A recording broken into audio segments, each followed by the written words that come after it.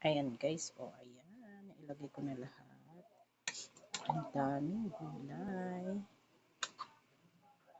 Dami kong picture, picture yan.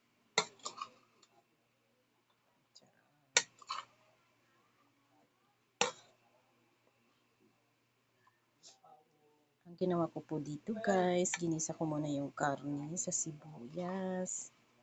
And then, nilagyan ko po siya ng paminta. Tapos, dinagdagan po siya ng tubig. Ayan. Tapos, pinakulo ko muna ng 30 minutes.